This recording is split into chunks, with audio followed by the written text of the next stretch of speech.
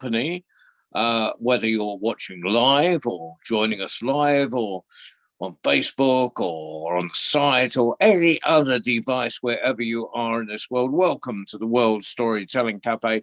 And it is that other Sunday. And it's on that other Sunday, we have our worldwide story round, hosted by the fantastic From Get a Word In Edgeways, Mike Rust. Over to you, Mike. I shall join you all after I've eaten. Thank you very much, John. It's nice to be in your company again. And yes, we're here in Shropshire. Here we go, the night of the full moon. Now, if we're having a full moon here in Shropshire, you must be having a full moon where you are, I think, yeah?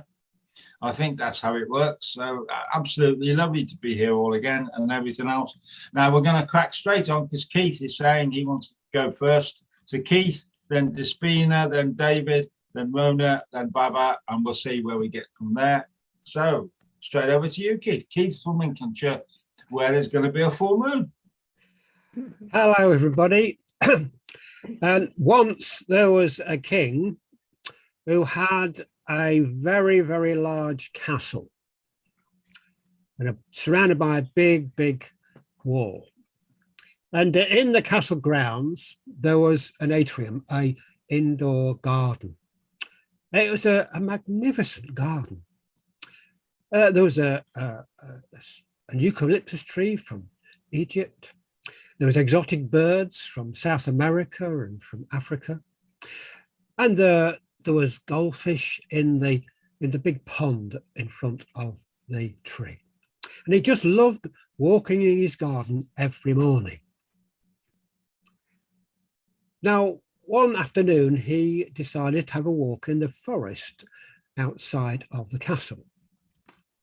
And as he was walking through the forest, he looked up in the tree and he saw an iguana. Beautiful creature, iguana. Oh, if I could have that iguana in my garden. And so he sent out a proclamation to all the people around that anybody that could capture that iguana so he could have it in his garden, he would give half his kingdom and they could marry his daughter.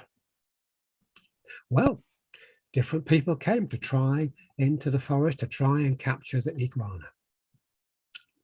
It's up a long, high tree. Strong men came and they tried to shake the tree, but the iguana just wouldn't move. Wise men came and tried to persuade it to come down. Come on, Iggy, come on, Iggy, but they wouldn't come down. And soldiers came and they tried to climb up the tree to get the iguana, but no luck. The iguana just stayed up there and they couldn't climb the tree. And then they came in to the castle grounds, a beggar boy. And he was dressed in rags. He had no socks or boots or shoes on his feet. He was very, very poor. He had a long stick, and at the end of the stick there was a sack that nobody knew what was in that sack. And he had a dog on a lead and also a goat on another lead. And all the people there said, what are you doing here, beggar boy? Oh, yeah, what are you doing here? Oh, you look so bedraggled and you look awful. What are you doing here? And he said, I have come to capture the iguana. And so I can then have half the king's kingdom and marry the king's daughter. Everybody said, yeah, well, you can't do that. What are you going to do? And that, so much noise going on, and the king came out and said, what's going on? Oh, this beggar boy thinks he can capture the iguana for your garden and, and marry your daughter and have half your kingdom. And the king said, well, he's got a head on his shoulder. Let's see what he can do. And so the beggar boy went off into the forest, leading his dog and his goat and the long rod he had and the sack he had at the end of the rod over his shoulder. And he came to the tree where the iguana was up, and he didn't look up at all, didn't bother about the iguana. But he broke the stick into a little pile to make a fire. And out of his sack, he took a bowl. And in the bowl, he had some oats. And he put some milk and some water into the bowl, into the oats, and mixed them around and set them to warm on the fire. Now, he then went to just outside the forest, and there was a field of grass, which he went in and he cut some of the grass, and he'd tied the dog up to a bush with his rope, and he'd tied the goat up to another bush, and he took the grass and he put it in front of the dog. And he went over to the fire where the porridge was being made and the bowl of the fire. And he took that was already cooked, the porridge, and he took it over to the goat. And the iguana up in the tree was looking about what's going on. And the boy had tried to get the dog to eat the grass and the and the goat to eat the porridge, but they wouldn't. And the iguana shouted down and said, what do you need to do? You need to give the porridge to the dog and give the grass to the goat. He said, he shouted down again, you give the porridge to the dog and you give the grass to the goat. Said the lad, oh, come here, I will show you. And the iguana came down the tree and took the porridge and put it in front of the dog, and took the grass from the goat and put it in front of the goat, and the goat ate the grass and the dog ate the porridge. But quick as a flash,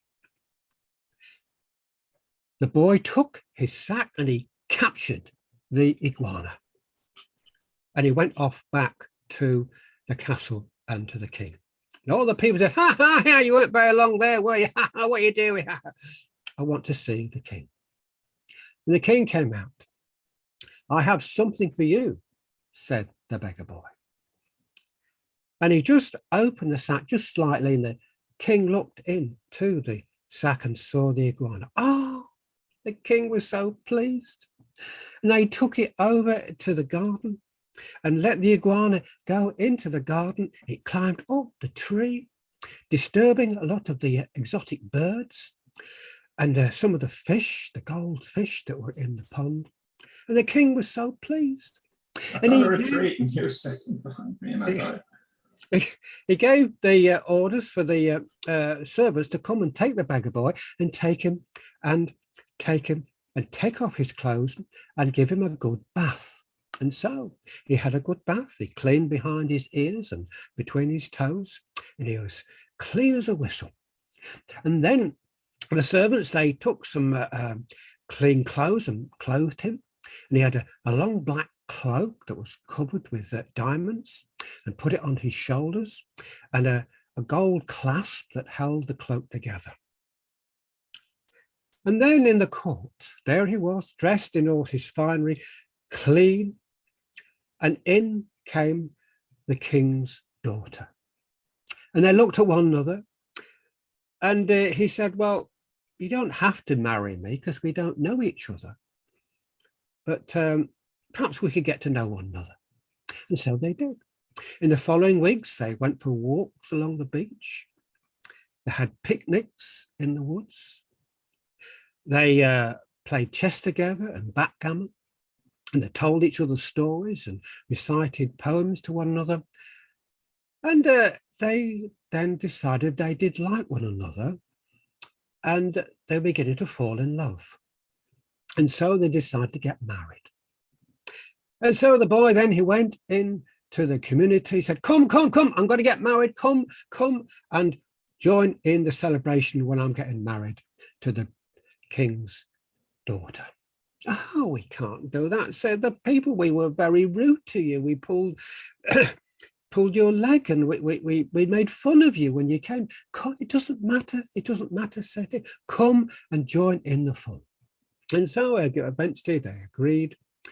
And there was a great celebration, a great wedding, and a great celebration and the people there decided among themselves not to make fun of people that were strange or odd that came into their community. And so that's the decision they made. And the beggar boy and the princess lived happily ever after. So what happened to the iguana? It was in the it was in the garden enjoying himself up the tree. Oh, well, I'm just asking. I'm just asking. That's okay. He was happy. Iguanas make great pets. They really do. He was happy in the garden. As long as you got to get these bits. And so. Susan from South Africa, it's lovely to see you again, but I can only see the top of your head. I can see your eyes and the top of your head. Now I can see the top of your eyes and the top of your head. I can't see anymore. Come on. I need to see your mouth. That's better. Now I can see your boobs.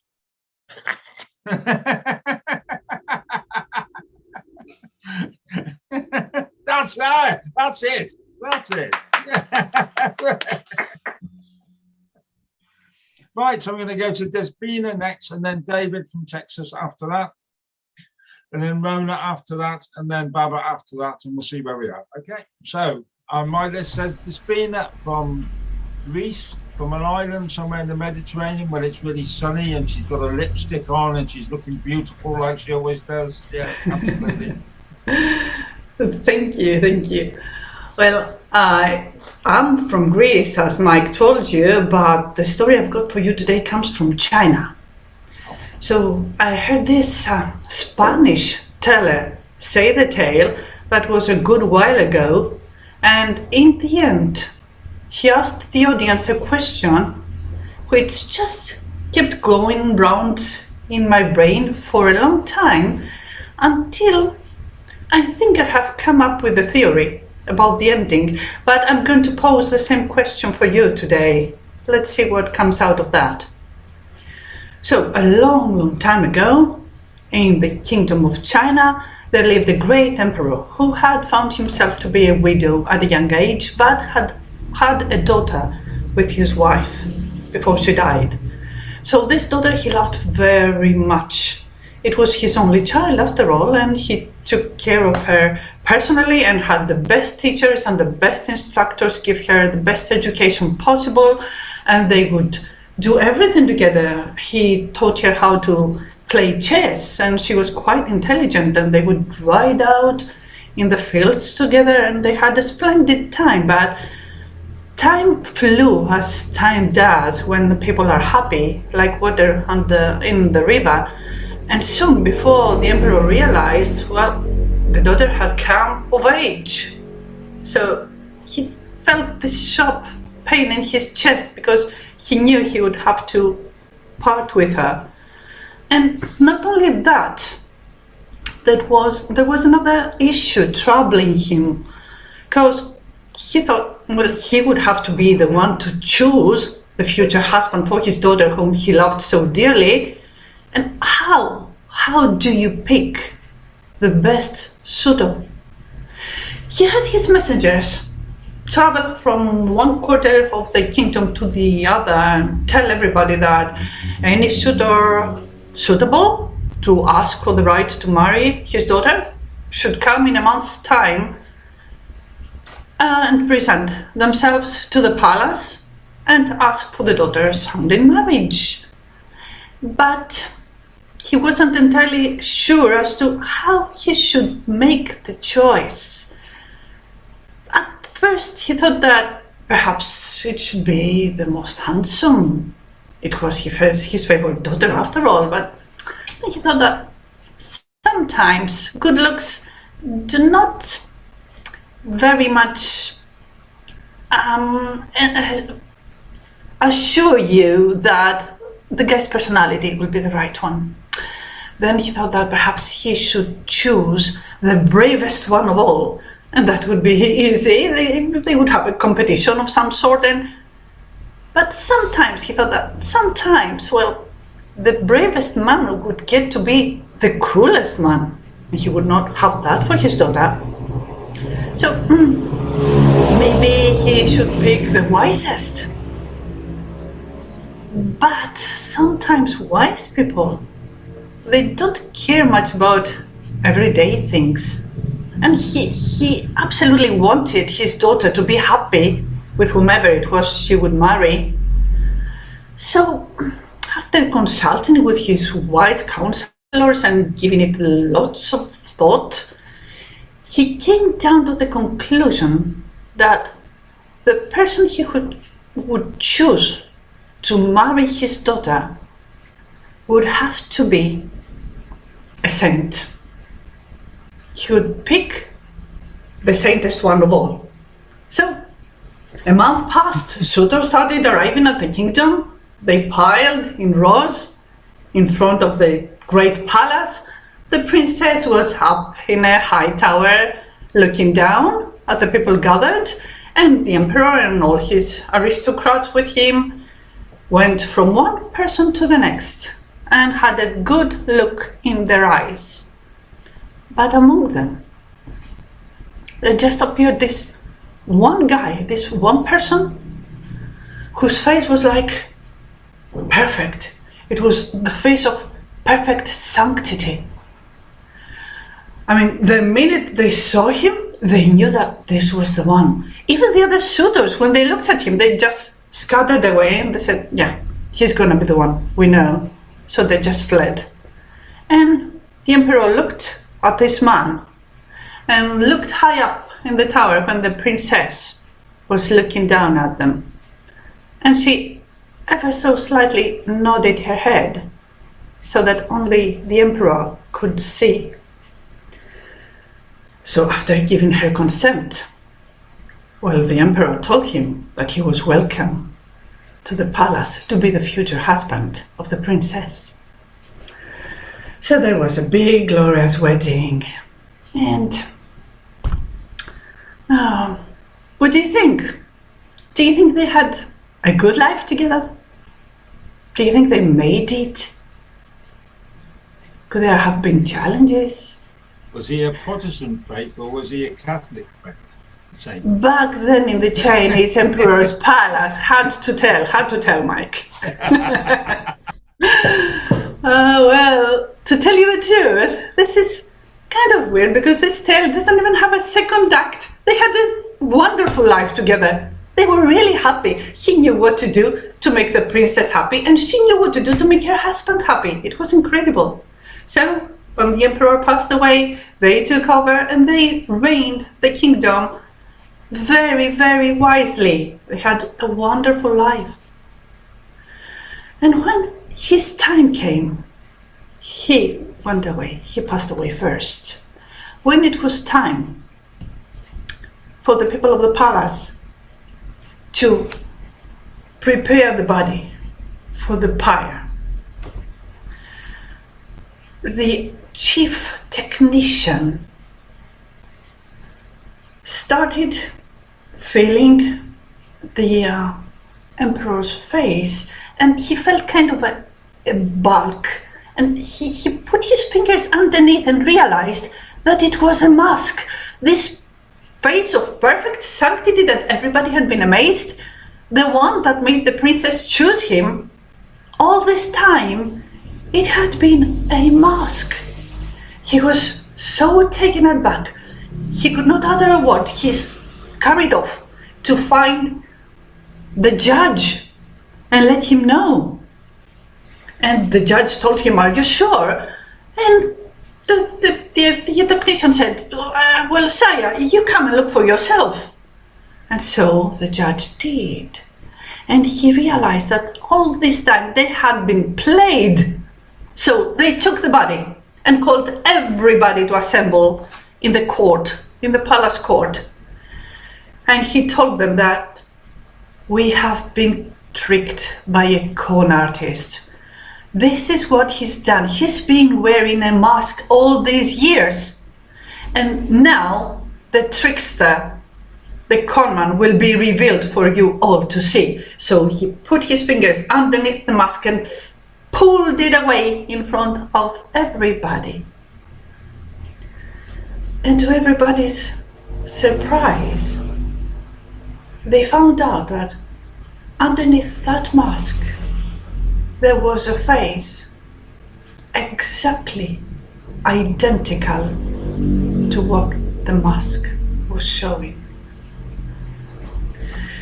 And that is the end of the tale. Now, at first, to be honest, I could not make heads or tails of it. But it is a good question for tellers, so I will have you thinking a bit.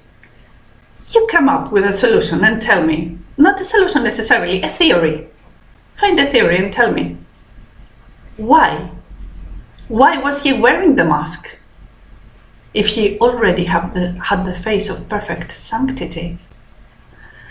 That's food for thought for tonight. Thank you. Evkaristo. Barakallah. Thank you very much, Despina. That's lovely. I've got a theory, I must admit, but we'll come on. Yeah, if you're Love to wearing hear a mask, it. if you're wearing a mask, you can always hide behind it and be yourself. So if you've got a mask in front of you, or any kind, you can always, that presents to the world, and you can be yourself behind the mask. It doesn't matter where you are or who you meet, you can always be yourself. Okay. Okay.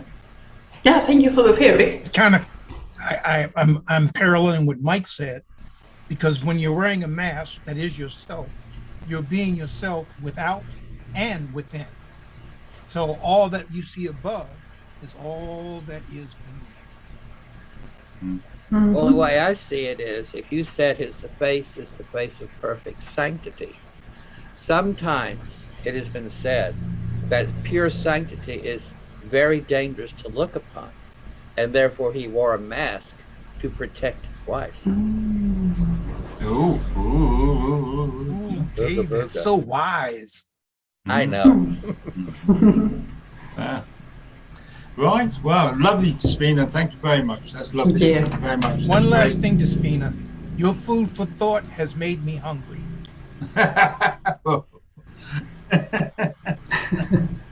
Right, Baba, thank you very much. Go and have a burger. Right, so we're going to go David, Rona. So David from Texas, yeah? Yeah. Hi there. Hi there. I'm So ready if what's the you weather are. like? Huh? What's the weather like?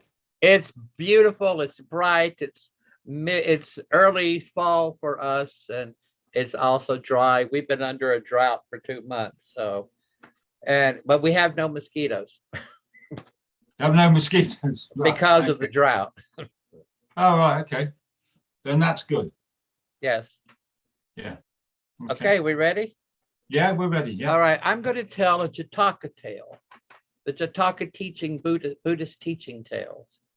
And this one is the hare's sacrifice. Oh, best friends, were my friends you are.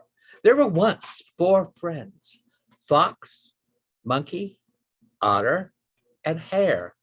And they went everywhere together. Oh, they played together. They worked together. They would go out at night and sit under the stars together and talk about many things.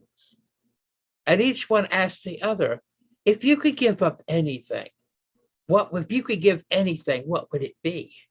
And they all thought about it. So what happened was, that thought reverberated across the 7 heavens, and the great god Shakra heard and stepped out of the 7th heaven into our world and took upon himself the guise of an old wandering man, wandering and wandering. And so it was, my friends, for my friends you are. The old man wandered and he saw Fox and he said, oh, can you please help me out?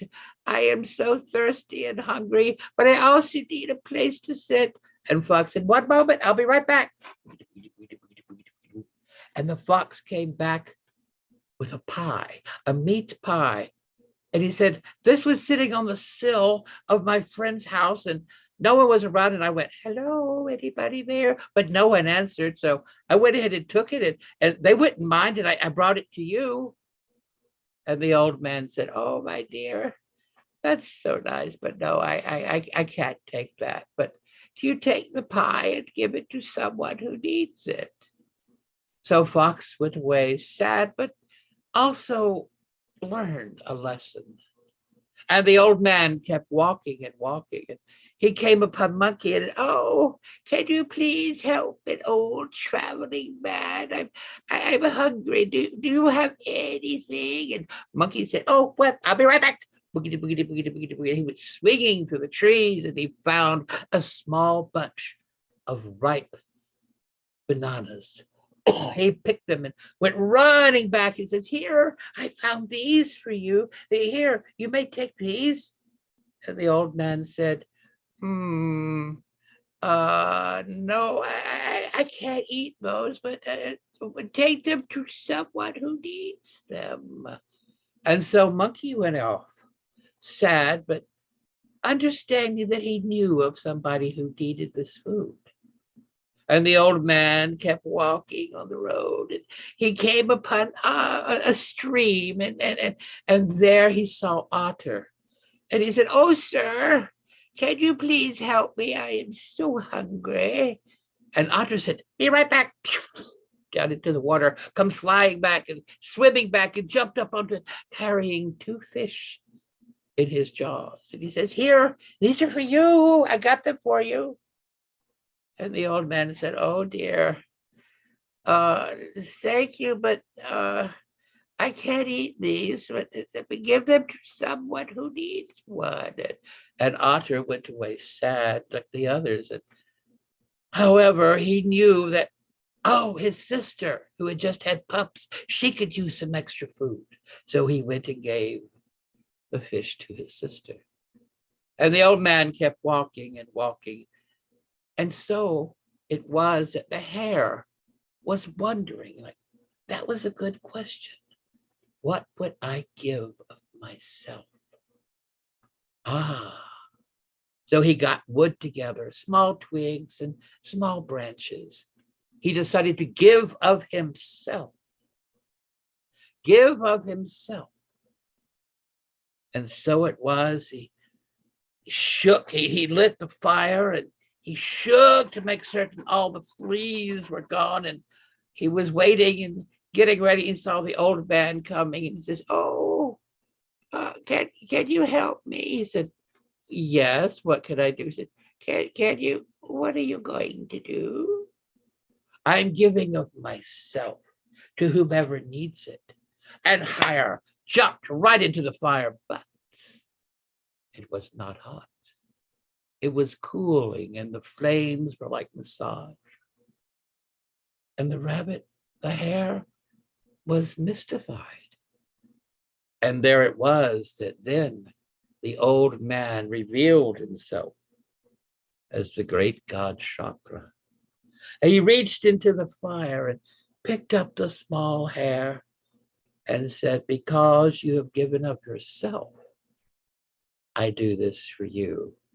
And looking up, Chakra took his finger and carved the face of a rabbit onto the surface of the moon. And then taking Hare, placed him up there. And so it is, my friends, for my friends you are. Almost nights of the full moon and the stars. Monkey, fox, and otter sit, and they think about their friend Hare. And they look up at, they can see him looking down at them, and they are happy. For we must remember, it is compassion that brightens the darkest night of the soul.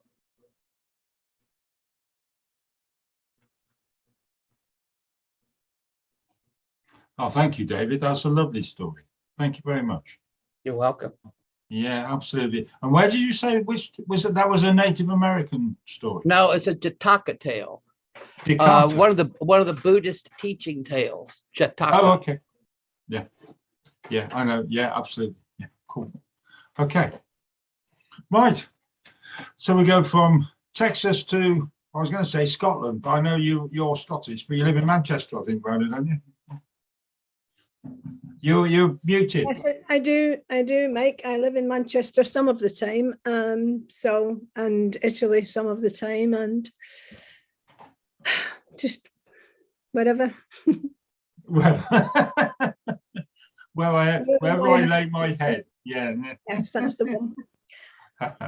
So, I'd like to share a little story with you. And well, this little boy was so excited when he saw the box on the table, because it was his birthday, you see, and he knew that this was a birthday present for him. And he couldn't contain himself because it was a shoebox. And he was hoping that it wouldn't be shoes that were inside. But he didn't think it would be, because it was a great big shoebox and he was only a little boy. When the moment came to lift the lid off that box, the excitement was palpable. His little sister stood beside him. She was equally as excited. She was only 4 years old. The boy was 6. When he lifted the lid, it made that delicious sound when you pull the box and lid apart. And his face lit up like a Belisha beacon when he saw what was inside. Tin soldiers. And he took them out and counted them one at a time. 1, 2, 3, 4, all the way up to when he got to number 23. And then when he went to pick up number 24, because soldiers come in dozens. I'm sure you already knew that. Soldiers come in dozens. When he picked up the 24th soldier and saw that it only had one leg, oh, that's not good. He's not going to be much good in battle if he's only got one leg. But he loved all of these tin soldiers the same, and he couldn't leave them out. So he made sure he was always at the rear, where he was much less likely to lose his other leg. And when he was playing with them an hour or two later, and his little sister was being her usual devilish self and tormenting and annoying him, he glanced over to the mantelpiece and he saw her. And he thought, well, she's only got one leg and she's been around forever. It was the little girl's ballerina doll, who actually had 2 legs, but you couldn't see her other leg because it was tucked up behind her and just covered by her skirt. But he wasn't the only one that saw her. The tin soldier saw her. Wow, that's the wife for me. She's only got one leg too. Oh, and she's beautiful. Oh, how do I get to know her?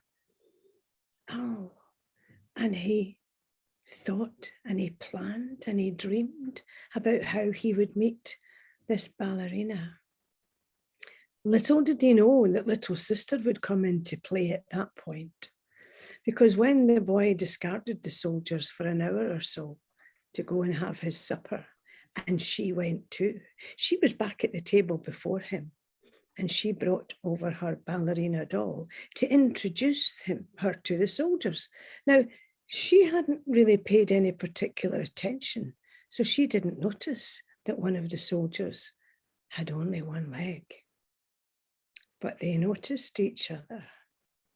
And the ballerina's eyes flashed and her eyelashes fluttered when she saw this soldier who only had one leg, because she had exactly the same thought as him. Wow, wouldn't we do well together? And I would love to tell you that that's what happened, that they got together and all was well and they lived happily ever after. But that's not what happened. Oh no. When the little sister noticed that that soldier only had one leg, Oh, well, she was well put out. Only her ballerina was allowed to have just one leg. And she took that tin soldier and she threw him out of the window. And when the boy came back and he was organizing his next battle, it only took a few seconds for him to realize that that soldier was gone. It also didn't take very long for him to realize how that had happened and who would have moved him, because there was only his little sister in the room. And she crumpled immediately and started to cry. Well, he wasn't a proper soldier anyway. He could never be a proper soldier with just one leg. Well, your ballerina couldn't be a proper ballerina with just one leg. Oh no, my ballerina's actually got two legs, but you can only see one. Oh, well, he was having none of it. He was so upset. And their mother came through to see what all the fuss was about. And the boy was so distraught. I don't know. We'll go and find him. Don't worry, my sweetheart. We'll go and find him. And everybody was ordered to march downstairs into the garden to find this soldier. All of the people who'd come to wish him a happy birthday, his grandparents, his aunt and uncle, his cousin, his little sister, himself, and the lady who had delivered the food for the party. She was still there. The tin soldier couldn't be found. Only minutes later, and he had disappeared. How did that happen? Well, I'll tell you how it happened. There was just the tiniest little grill between the wall and the lawn where they would have expected the soldier to fall. But he'd fallen into that little gap, and it was just enough to cover him. So he wasn't visible from there. The boy was distraught. Somebody must have picked it up and took him home. The mother consoled him. They all went back upstairs and they all hoped that he would forget in time about the soldier that only had one leg. But just minutes after that little troop had arrived back upstairs, another little troop arrived on the spot where the soldier had fallen. 3 boys, all playing with golf sticks. Golf clubs, I suppose you would call them if you were a golf fan. And one of them had tipped his ball, and unbelievably, it landed on the lawn just where the tin soldier was hidden behind that grill. But he saw him and he picked him up, and he turned and he says to his friends, "Look what I found, a soldier." And his friend said, "Well, he's not much of a soldier and he's not going to do much good. He's only got one leg." "Well, I suppose so," said the boy. And at the side of the lane, there was another ginnel and there was water running down there quite fast because it had been raining heavily for quite a few days, although it wasn't raining now. And they decided to make a paper boat for that soldier and put him in the boat. And they did.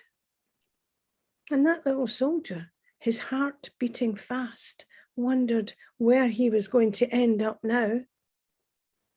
And he came to the tip of a drain and looked down, and he thought, "Oh, please don't let the boat go down. Please don't let the boat go down." But it did. It went down the drain and he found himself under in a tunnel full of water that was still gushing and going towards, yes, you've guessed it, the sea.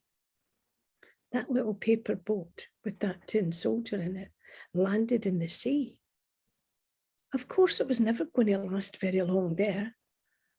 The paper soon broke up and fell away, and the little tin soldier fell into the sea.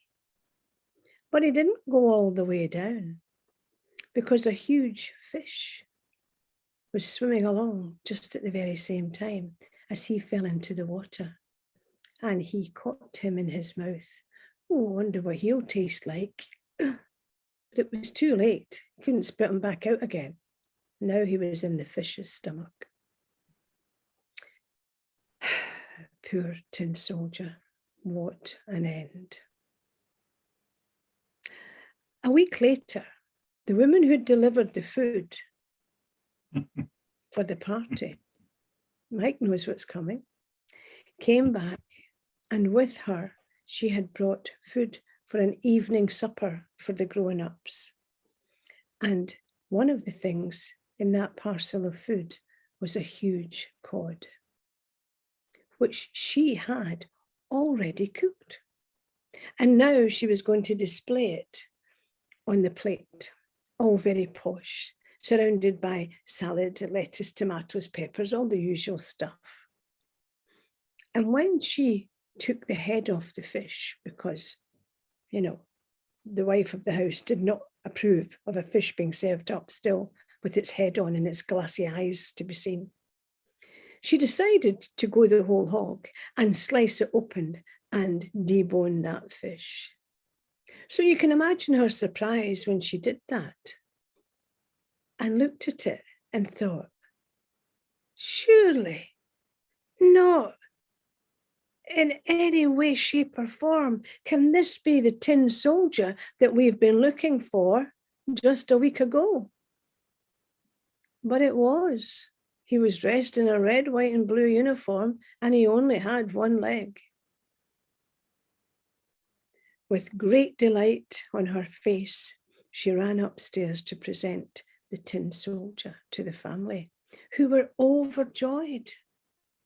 The little sister didn't believe it.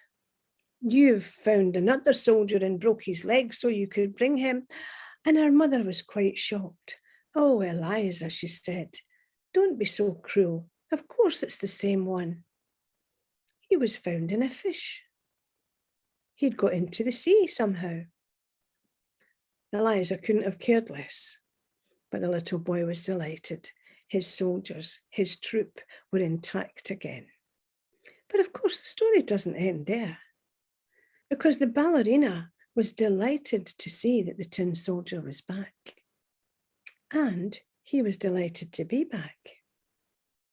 Later that afternoon, they ended up side by side on the mantelpiece again, and you can imagine who put them there, the little sister. But then something dreadful happened. The offending window that had been opened at the time when the soldier was thrown out was open again. And it was drafty and it was windy and a storm was brewing and the curtains were flapping wildly.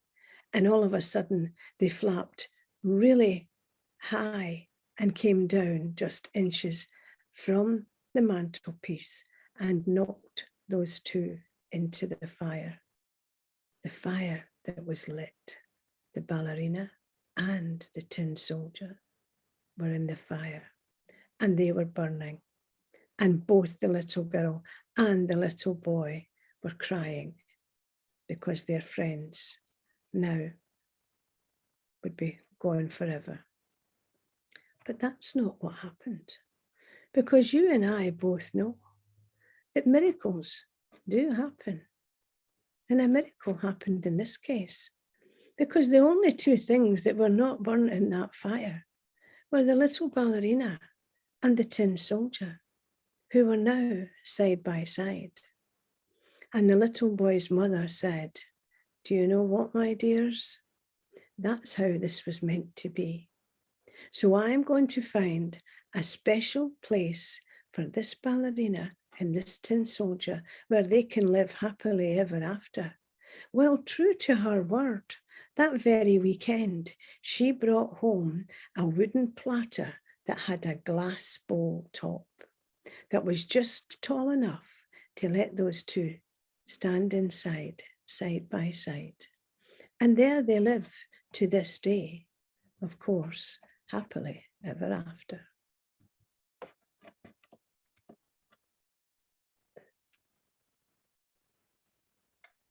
Oh, Rona, that was lovely. Thank you very much.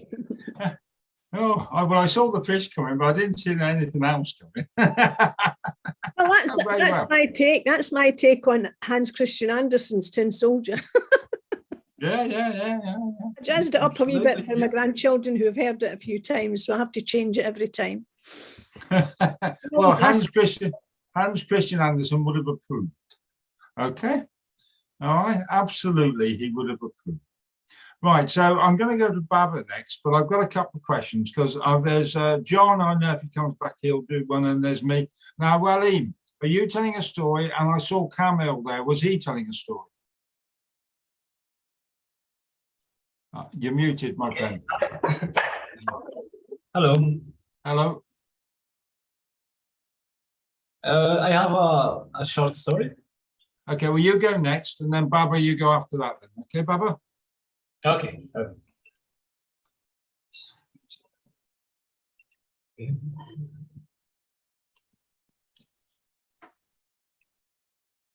Oh, okay. So my turn? Yeah, you go now. Yeah. Okay. It's oh. Okay. It happened that a dog had a gouge of piece of meat and was carrying it home in his mouth to eat it in peace. Now, in his way home, he had to cross a plank lying across a running brook. As he crossed it, he looked down and saw his own shadow reflected in the water beneath. Thinking it was another dog with another piece of meat, he made up his mind to have that also. So he made a snap at the shadow in the water. But as he opened his mouth, the piece of meat fell out and dropped into the water. Was never seen more. Beware lest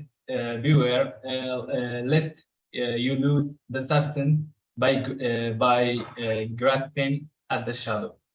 That's it. Well, thank you very much. Thank you. That's a great story. Thank you very much. Right. Okay, that's brilliant. Okay, Susan, are you doing one tonight or are you just listening?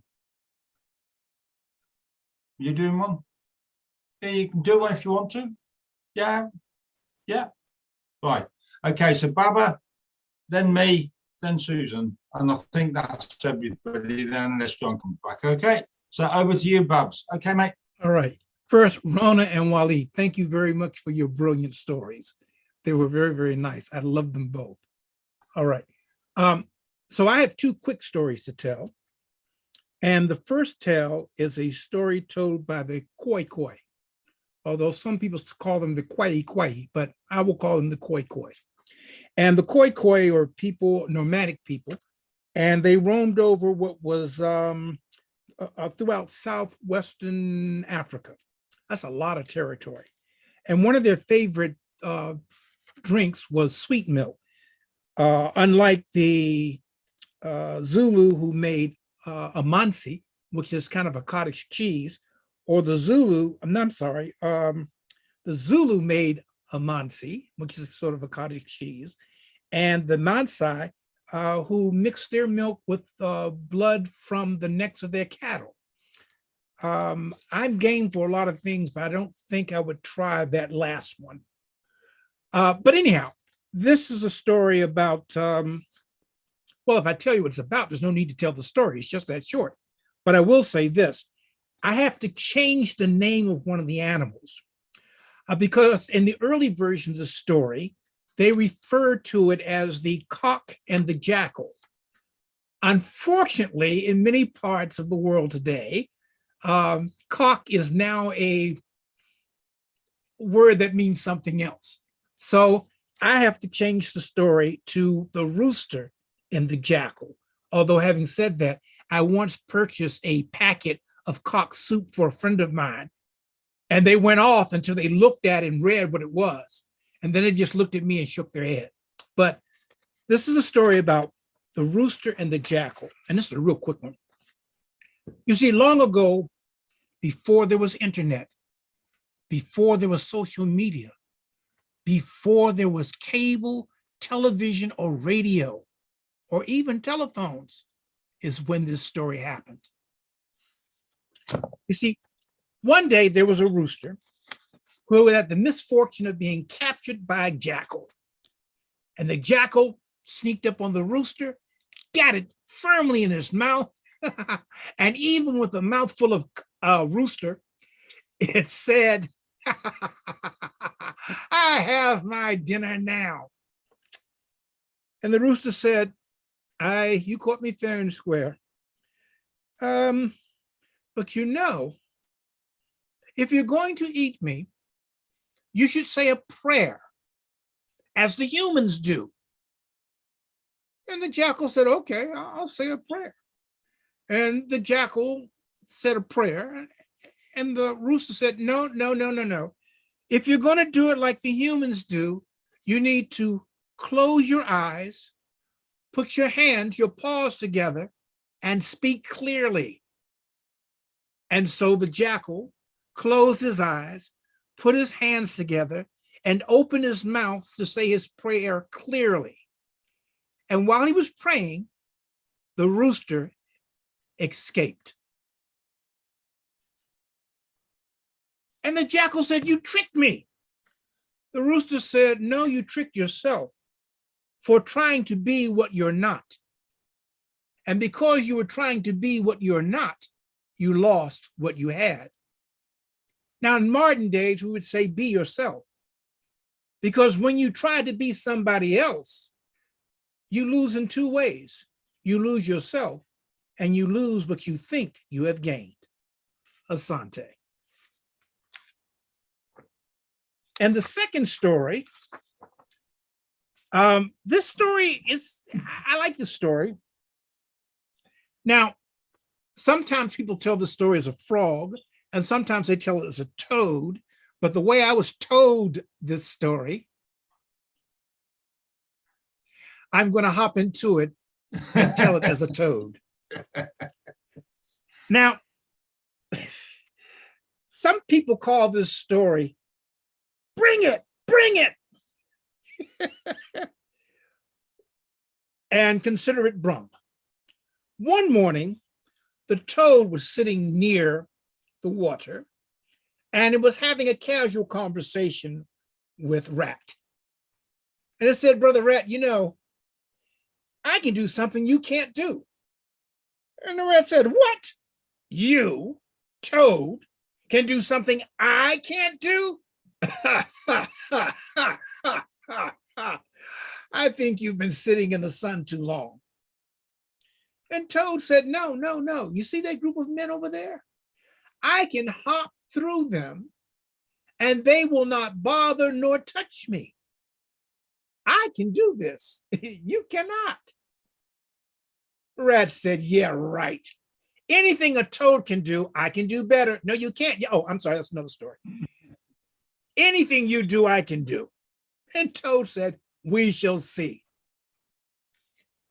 And so as the story was told to me, Toad hopped over and he went over to where the group of men was and he hopped into their midst.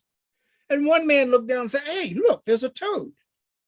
Another man said, yes, it is a toad. The third man said, hey, leave that toad alone. Toads eat bugs. Let it eat the bugs so the bugs won't eat us. And the fourth man said what he said. And so they did not bother the toad. The toad sat there, ate a bug or two, and then after it got tired, it turned around and hopped away. And it hopped its way all the way back over to Brother Rat. He said, see, I can do something you can't do. Brother Rat said, no. If a toad can do that, a rat can do it better. And so the rat made his way around to where the group of men were. And he sat in their midst. And one man said, a rat, get it. And they began to chase after it. And Rat, scared out of his mind, began to run. And they tried to hit it with stools and sticks. But the rat kept dodging. And one man actually hit it with the stick, but the rat managed to roll up into the underbrush, by the skin of its tail.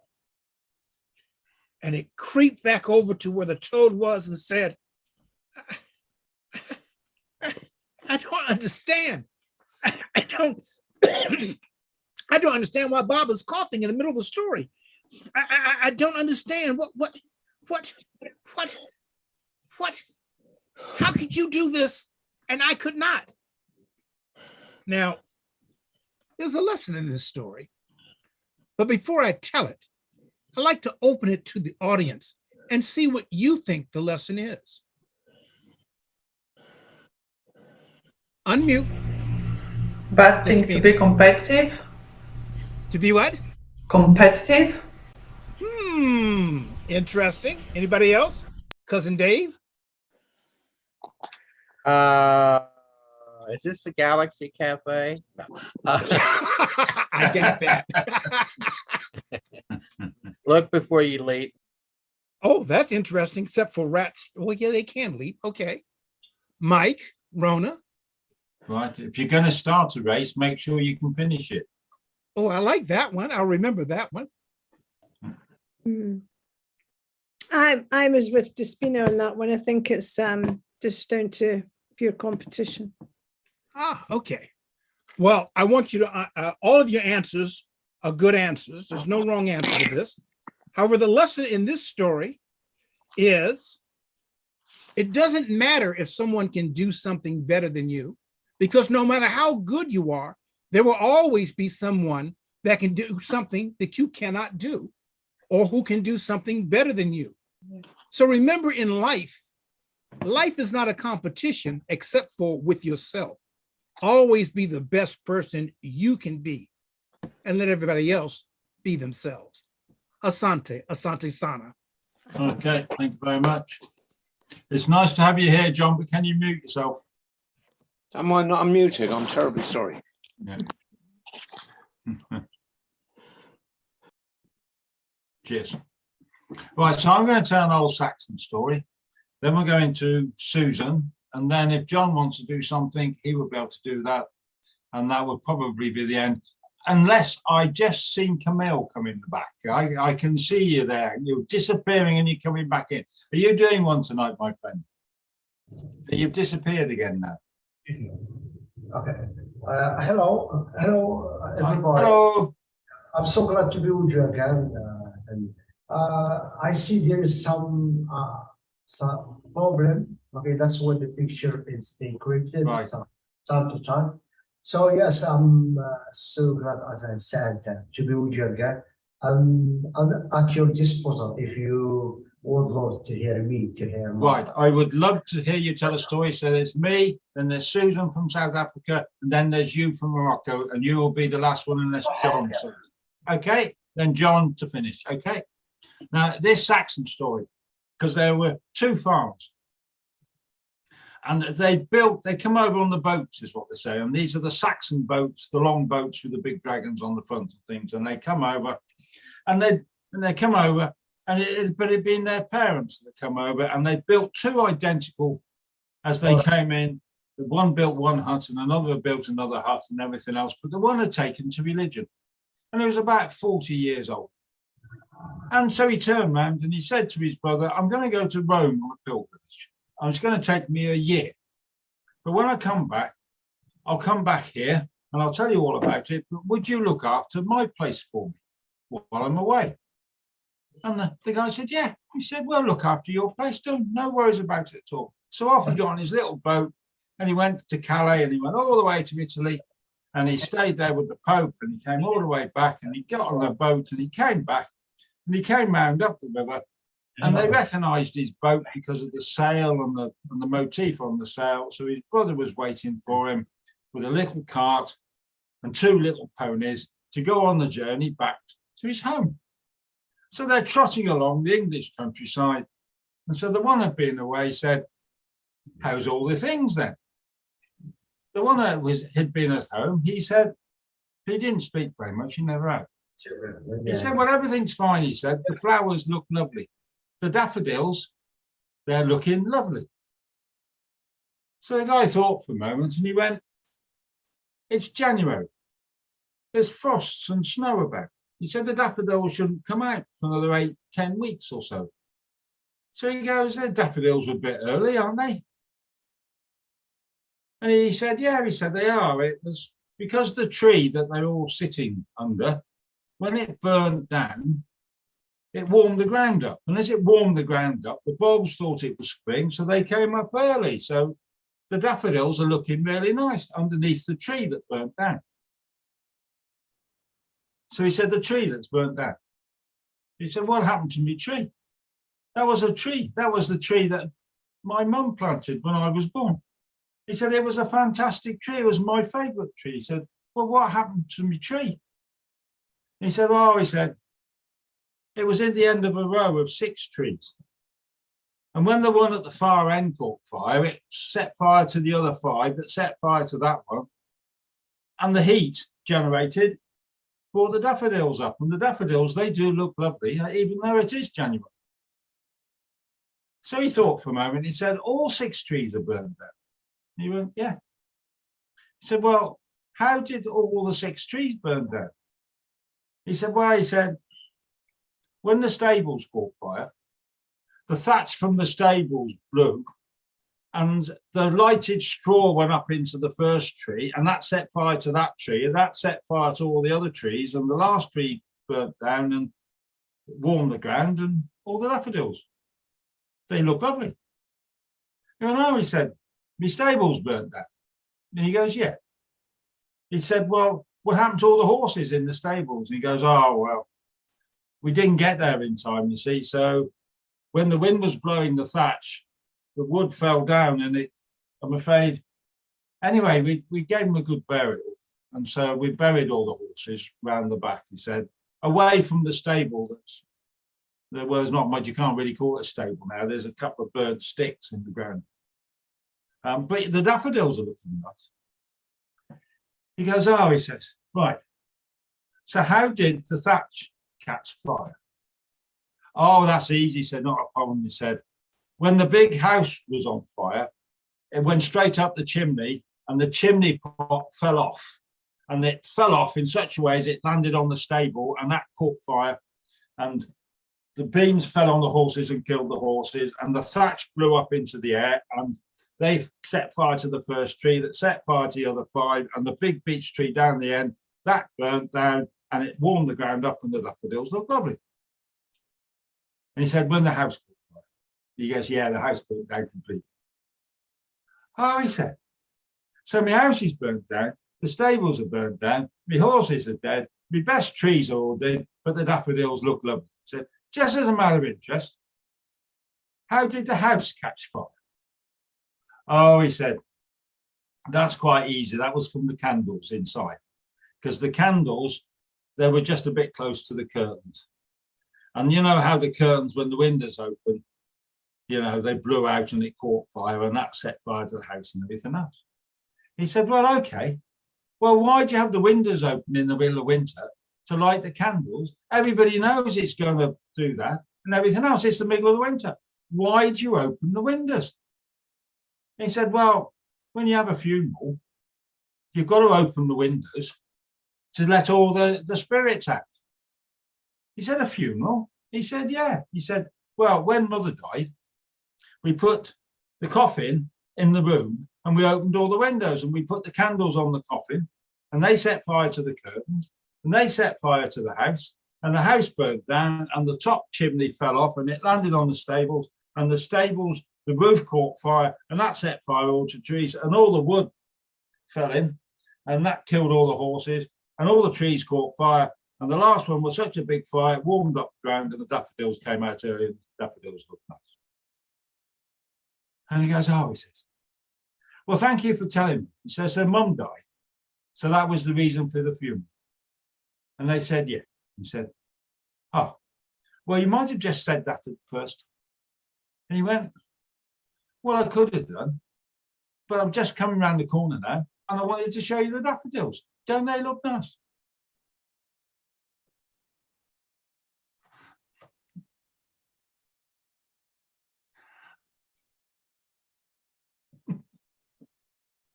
Mike, that story, I learned a version of that story earlier, but I put it down in the chat. But it was about a slave telling the so-called master the series of events that you just shared.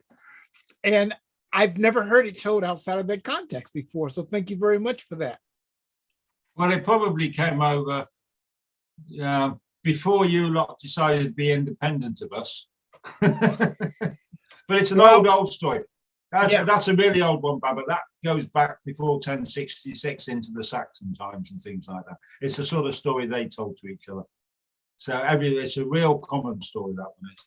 I wondered if you fellas knew it. The more we tell stories as a group, the more we hear similarities between stories that we previously thought were unique to our own culture or our own geography. Yes, yes. Absolutely. And Despina is pointing to the four corners of our round earth. Yeah. Well, we're just about to go to South Africa. I'm sure it's going to tell a story from. Where are you going to tell a story from, Susan? I'm going to tell you a sand story. Also, my mom is talking to my left. Of so the first people in South Africa were called the Bushmen. We don't call them that anymore. They are traditionally known as the Sand People. And their whole story evolves around stories that they tell their children at night because there's nothing else to do. And one of the kids asked Mom one day, because it was a very dry spell, and she said, Mom, why is it so dry? The earth is cracked and there's no water. And Mom said, let me tell you the story of elephant and rain. You see, many years ago, when people were still wild and wearing drawstrings, and there was no civilization, the animal king was elephant. He was strong, he was brave, and he was such a good leader. All the animals worshipped him. Of course, this worship made him really arrogant. So what were we doing? And he was boasting and telling everyone, I am the best, I am the strongest. But his brother, Rain, said, no, you can't be the strongest. I am. I am the one who waters the plants. I am the one that makes trees grow. I am the one that feeds the plants, that feed the animals. I am the strongest. No, said Elephant, I don't need you. I go to the trees and I rip off the bark and I rip off the leaves and I survive by myself. And he turned away and he walked away from Brother Rain. Brother Rain said, I will show you. And he disappeared. You could hear him rumbling away over the hills and he disappeared. And soon, in a couple of weeks, there was no water for the animals. Earth had become parched. There was no pools left for the fish to swim in. The crocodiles had to leave. The plants had all died. And eventually all the animals said, but we can't live anymore. We need rain to come back. So they all went to Elephant and said, Elephant, Elephant, please ask rain to come back. And Elephant said, no, I won't do that. I am the king. Elephant is the king. Rain can't be the strongest. But eventually, because of the horrible drought, he had to relent. And he asked Eagle on his behalf to go and make rain. And Eagle said, but I can't. Although I have mighty wings, I need clouds in the sky that I can force to make rain. And eventually he asked Crow, and Crow, through his wisdom, persuaded rain to come back. But Rain was still very, very angry. So Rain came back and threw a few drops of water on the land, and the animals rejoiced, and the animals said, Rain is the strongest. Without him, we can't live. And eventually, Elephant realized that if he didn't apologize to Rain, the earth would perish. So Elephant went to Rain and said, my brother, I am so, so sorry. Please come back. And Rain did. But there is a moral to this story. You know that men argue, women take over. And this is why Elephant Cow is the matriarch of the elephant family. She has learned that she cannot trust the elephant male, so she will never allow him to rule the herd again. The end. I need to biological samplers. Well, Susan, that was lovely. Thank you. I can hear a voice in the background. I think it's from the WSC. Balin, I could hear a voice. I know it looks as if you're muted, but I could hear a voice. Can you see what was happening?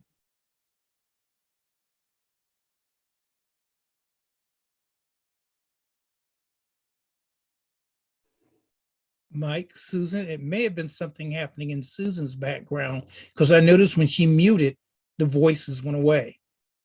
So it was something in Susan's background. Is there something in your background, Susan? Now she's muted, but she's saying yes. Muted. Yes, but she's saying yes. It was something in her background. All right, maybe it was something in your background. Sorry, I wasn't sure who it was. Anyway, so Camille, we're going over to you now. Okay, and then John, you'll be last if you want to do something. Hello, everyone. Hello, storytellers. Right, you keep on disappearing into the background and coming back again. You need to be a little bit closer to the camera. Absolutely, because I was swamping. I was busy as a bee with job here at Marrakesh. I mean, WSTC Cafe. That's why. So, but time to time, I'm always with you. If absent by my heart, I'm always with you. So today, I'm going to share with you a story. Is I consider it as all Marrakeshi people consider it funny story. I can say funny tale, something I can say lovable and lovely both. So my story is about a little bird brown, as Marrakeshi people call it, Tibet. Tibet in our accent. So this bird had happened with her, we can say, a story, a lovely story. So once upon a time, this little bird was sweeping the floor, and suddenly she found small coins, like $1 or 0 cent. So a small coins, and she was thinking much time what she could do or what she can do with this coin. She said, if I buy a flower or a rose, it will perfume my house. Oh, I don't think so. I will buy flowers by this coin. If I buy grapes, it will shade my house. And I think if I buy a cake, I will make my tummy being full, and I will eat something or taste something tasty, yummy. So the bird decided to buy a cake. She bought this cake, she returned back home, and she ate just a small part and left the biggest part to her son. Her son was studying or learning in what we can call it in our language, Quranic school means Lahdar. So after that, a son of the neighbors came and knocked the door of Mrs. Bird, and he ordered her to offer him what we can call it, a clay pot, like a clay pot, gasraya. She was, after sweeping, she was taking a nap, while the time when the son knocked the door for ordering the clay pot.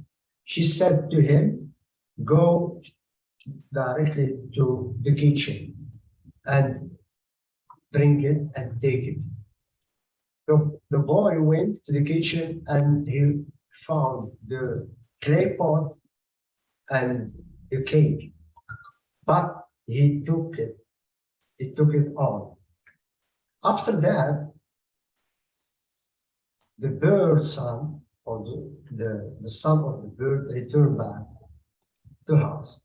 And she said to him, please, baby, go to the kitchen and take the rest of cake.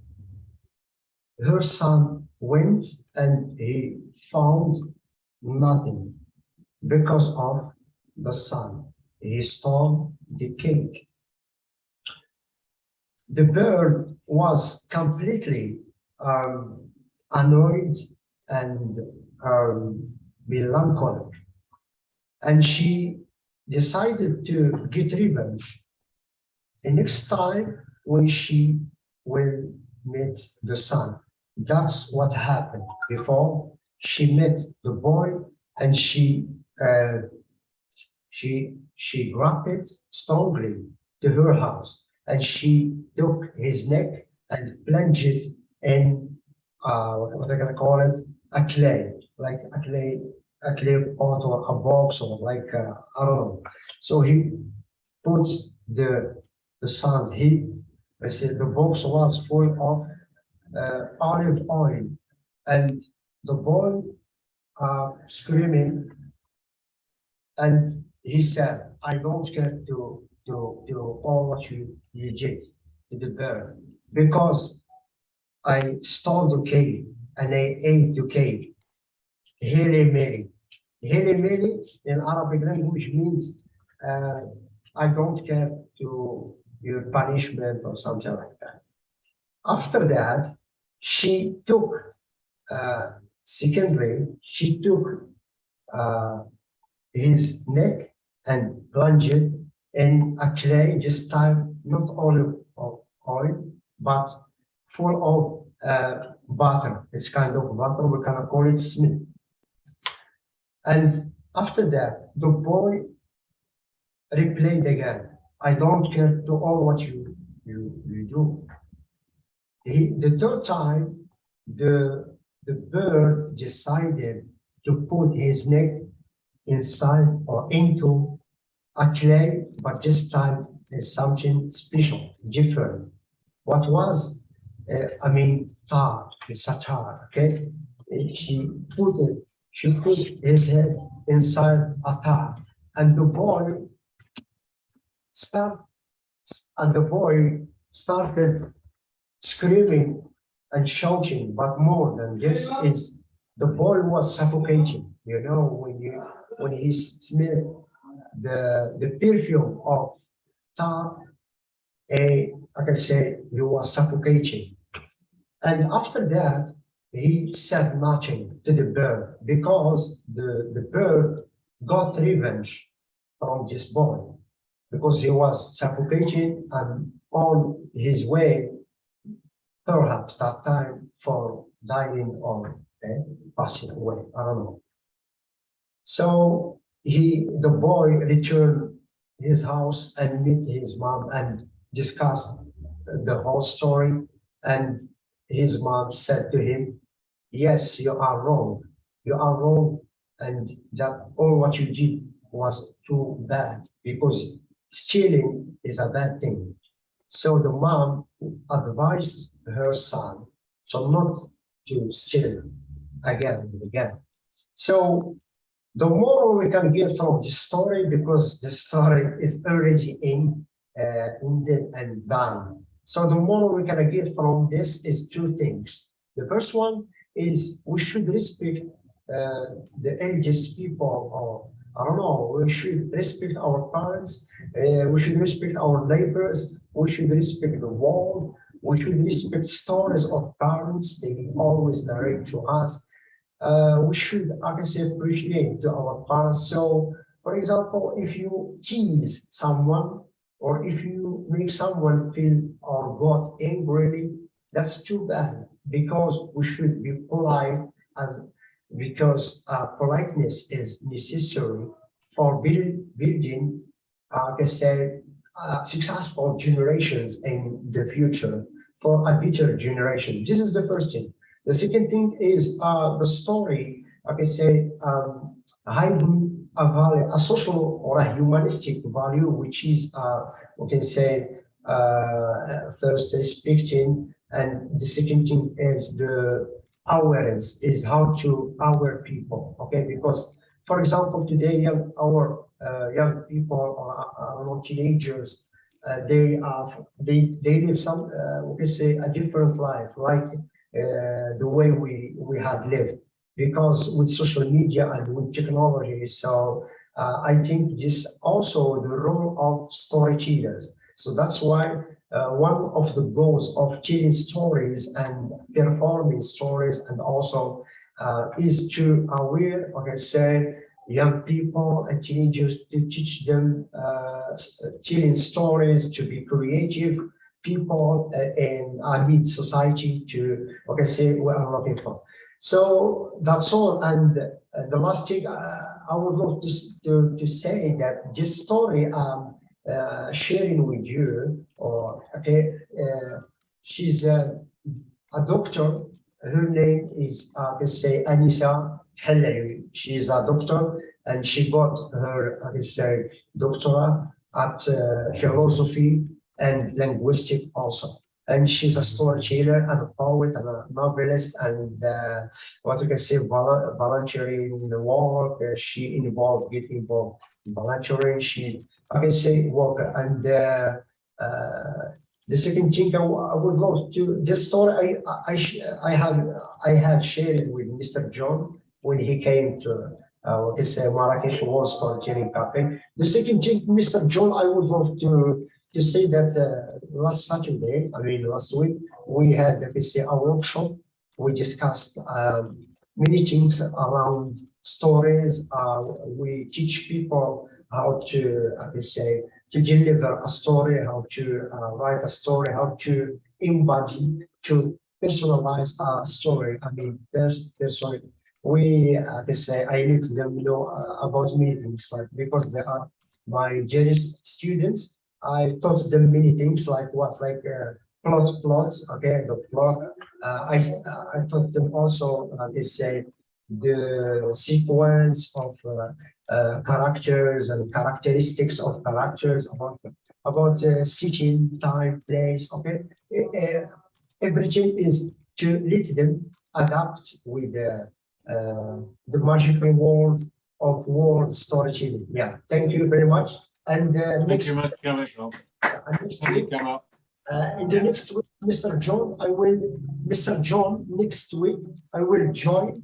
Okay, Mr. John, I will join some Hina Cafe students here at WSTC to, to collaborate and to share with you the next event. Yeah, that'd be great. Is that 2 weeks' time, Kamal, when I'm here, or next week? I think he's talking about the young students for Tuesday evening. Exactly. Oh, okay, because I'd love under 25. Yeah, I'd love for people like that to come here on a Sunday. That would be great. Be great. But we'll sort that out when I go to Morocco. We'll have a chat about that then. Okay, John, are you going to do something or become? I just a quick one. I was sitting in Luton Airport yesterday, and I never write on the phone. I never write poetry on the phone, and suddenly I was going through, in the way you pass your time, going through Facebook, and I suddenly realized yesterday was National Poetry Day. And I only had an hour to go and I'd put nothing up. So I wrote this.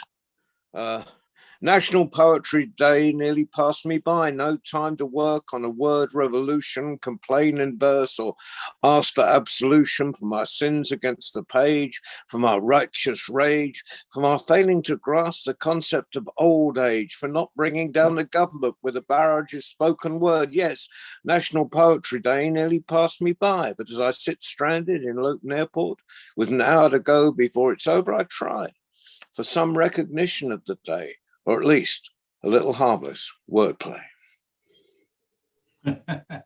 Thank you, John.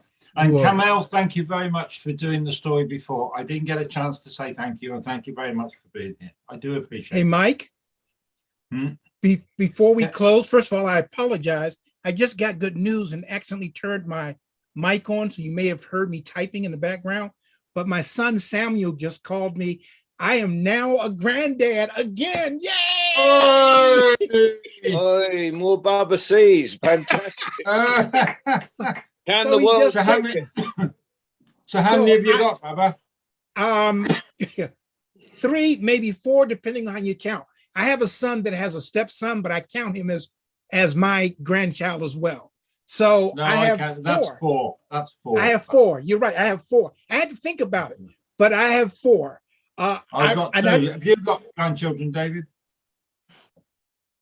David, Okay. have you got Rona, have you got grandchildren? Camille, have you? Yeah, I have 6 step grandsons and a step great grandson and a step great granddaughter. That sounds like a step in the right direction. It is. It sure is. Yeah. And Rona, have you got some? She's so excited she muted herself. I have Okay. six grandchildren. 6. Yeah, and Whoa. Despina, I'm not going to ask you because you're too young to have children anyway.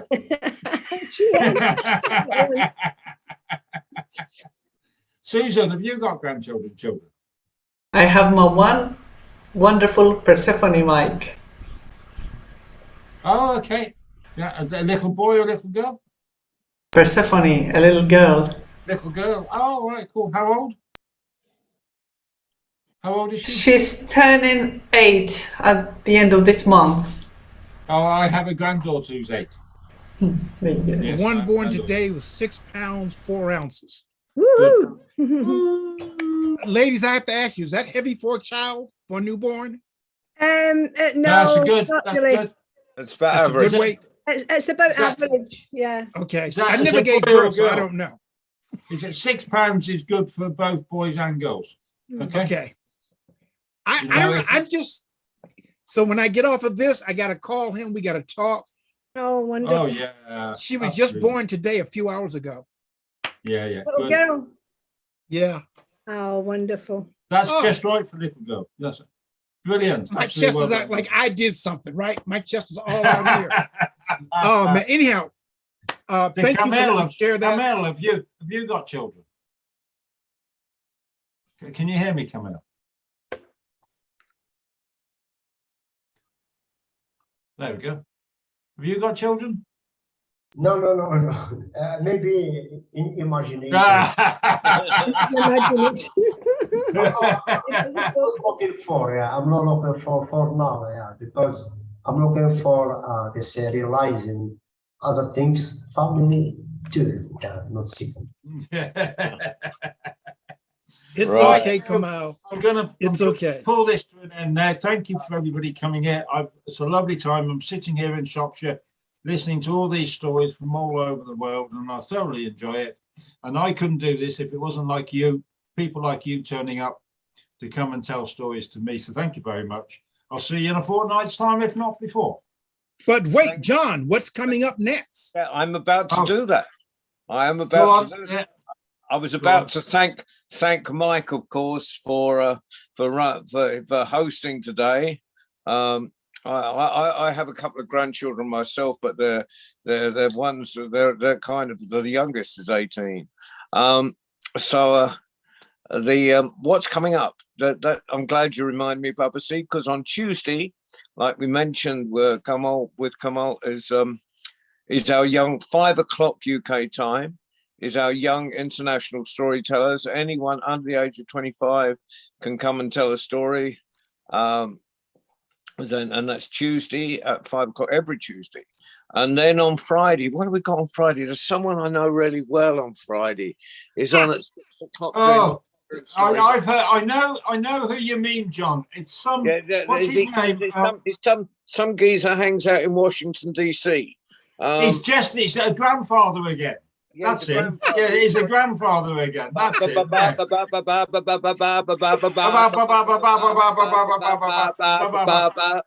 Sisi, Baba Sisi. John, let me try and remind you of how he starts. And the day went, oh! It's about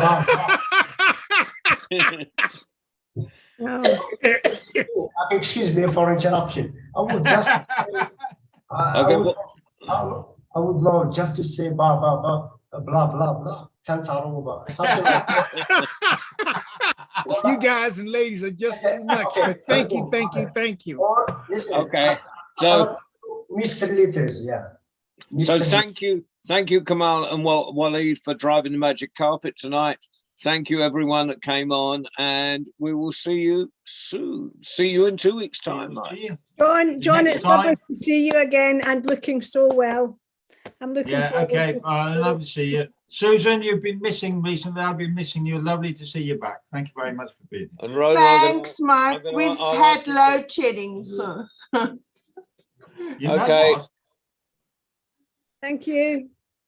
So the powers that be turn off our electricity for about 6 hours a day, and it often happens on a Sunday evening when we have storytelling. So I've been thinking of all of you, though.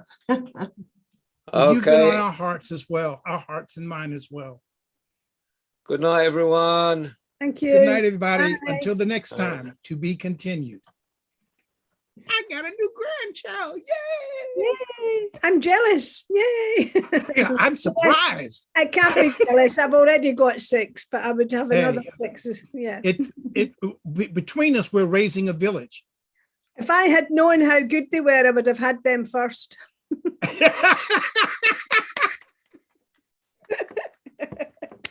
Well, you know, in certain places, grandchildren are called parents' revenge. Yes. And many a child has turned to their parent and, oh, you did know what you were talking about. So I love grandchildren because you can play with them and do all sorts of things. And then when you get tired, hey, come get your children. Yeah. Well, look, let me go and talk to my son. And my chest is out. I didn't do anything. I know. My chest is out. You've grown another chest, Baba. Yes. All right, good people. Congratulations and congratulations to your son. Thank you. I'm going to share that with him. And on that note, until the next time. Bye.